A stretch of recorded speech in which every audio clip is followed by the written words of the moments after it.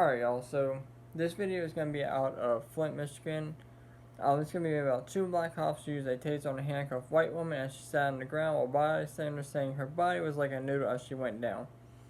Now, I watched the body camera footage for myself, obviously because I think that's the right thing to do. If you're going to have an opinion on something, make a video on something, you need to watch the video, read what was said, try and learn as many facts as you can, alright? So, I'm going to go through this. And then I'm going to talk about whether I think the officers were right or wrong. Alright. So, she was handcuffed. She was on the ground. She was sitting down on the ground. Now, officers were called to arrest the woman on Saginaw Street in the downtown area of the city on July 29th after she allegedly assaulted someone at a bar. She is facing charges for other accusations such as assaulting a police officer, resisting arrest, and disorderly conduct. Several news outlets reported. Bystander Amanda Lamiel, 47, captured footage of the arrest on Saginaw Street in the town's downtown area and shared it on Facebook. The video showed a woman in handcuffs as two policemen stand next to her. That's where it begins. Around 10:30 p.m. When you see her feet go up, her body's just a noodle. So her feet fall back down as she falls to the ground, she added. As the video shows, both cops try to lift the woman and put her in a patrol car. Alright. Lamiel, 47, claimed that both officers got up close to her, the suspect hoping that nobody would notice when they shocked her with a taser. But you can clearly see the first one. The second one you can't see as clear, but you can hear her screaming, and you can see that the taser's pretty close to her. You know, obviously she got tased again. Footage from the arrest shows the woman yelling in agony as she is being tased while sitting on the street, shortly after refusing to get into the Flint police patrol car, and with her arms behind her back already locked in handcuffs. Lamiel claims the suspect was tased another time while finally sitting in a patrol car, although the video doesn't necessarily show that happened. Detective Sergeant Tyrone Booth, spokesperson for the Flint Police Department, confirmed to the Daily Beast that the woman had been tased twice, although he did not reveal exactly when that happened during the arrest. The officers then closed the vehicle's passenger door as they got ready to leave the scene of the arrest. Lamiel confronts them and asks for their identifications as well as their badge numbers, but both policemen refuse to follow her request and then ignore her. Booth told the Daily Beast that the officers are required to identify themselves to the public, but both cops on the night of the incident were involved in quite a difficult situation. They were clear of any wrongdoing after the department attorney reviewed the incident. Booth refused to reveal the identities of the two policemen to the Daily Beast, as he told the news outlet that he didn't want to debate.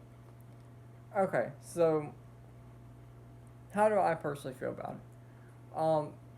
To start with, these cops were huge.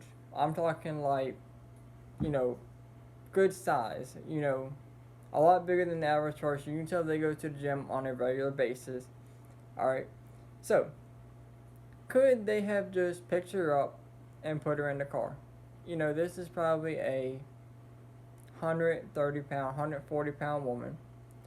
Alright, and y'all two are, 180, 190, 200 pounds. One of y'all could have picked her up and put her in the car. Two of y'all. There's two of y'all. Y'all could have picked her up and put her in the car, and that would have been the end of it. So, do I think the taser was necessary? No. She's handcuffed. She's handcuffed, and y'all are outweighing her by, probably 100 pounds, if not more. Alright?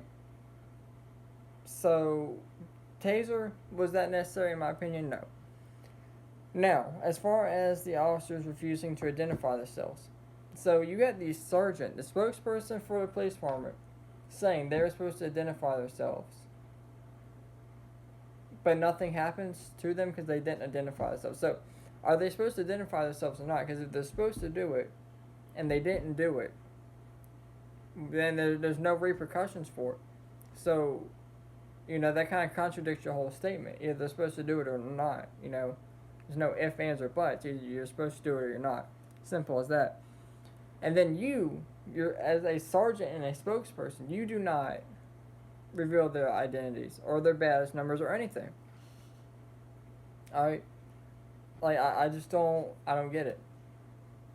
So, overall, do I think the officers were wrong? yeah, they obviously could have handled the situation a lot better. They could have just picked her up, put her in the car, and that would have been the end of it. And you're talking about the officers were under a lot of stress that night. You know, that's part of being an officer. You're going to encounter stressful situations. You're going to encounter stressful nights.